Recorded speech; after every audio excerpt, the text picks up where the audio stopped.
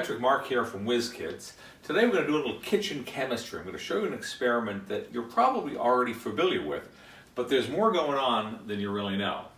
So here's our supplies for today. We need some vinegar, an empty soda bottle, some baking soda. A funnel would be helpful. You don't absolutely have to have a funnel. I find the balloon is helpful, but again, you don't absolutely have to have a balloon, and you will need a spoon or something like that. So first thing I'm going to do is I'm going to put some baking soda in this balloon, and I find the easiest way to do that is to use the bottle. So I'm going to put the balloon in the bottle just temporarily. Pull it over the top of the bottle, and I'm going to scoop some baking soda in here. I'm actually going to put this in the sink so that I don't spill all over the place. Okay, so I'm just going to add several spoonfuls of baking soda to the balloon. It is kind of a messy process, so in the sink is probably a pretty good place to do this. I'll get another good spoon in here. The quantity really isn't all that important. 3 spoonfuls, 2 spoonfuls, 4 spoonfuls probably doesn't make a difference. I'm going to pull this balloon out of here now and set that aside.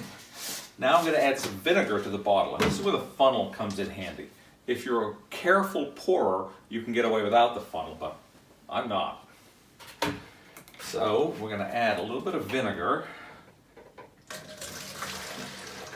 3/4 of an inch to an inch on the bottom of the soda bottle. And put this aside. You have to be prepared for the unexpected reaction. This is a chemical reaction. I love this reaction because it's safe, it's easy to do, and in this day and age, it's incredibly important to have what you need in the house.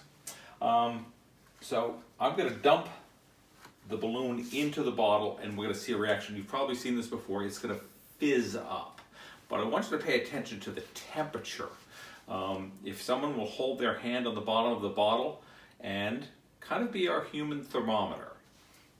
Let's see what happens. Stretch this over the top. And I'm just going to lift and shake out all the baking soda into the vinegar. And we're getting the expected reaction, the foaming, the fizzing. We've created a gas here, and that's one of the ways that you know a chemical reaction has occurred.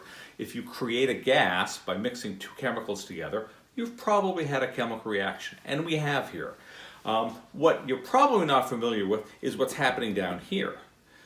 The reactants, the vinegar, is getting cold. This is, and here's a giant science word, this is an endothermic reaction. That means that it takes energy to make this reaction happen. So it pulls energy out of the reactants, and as a result they get cool. So that's also a second way that you know a chemical reaction has occurred. You've had a temperature change. The gas inside here we've created, you know, I'll give you a hint. Breathe out like this.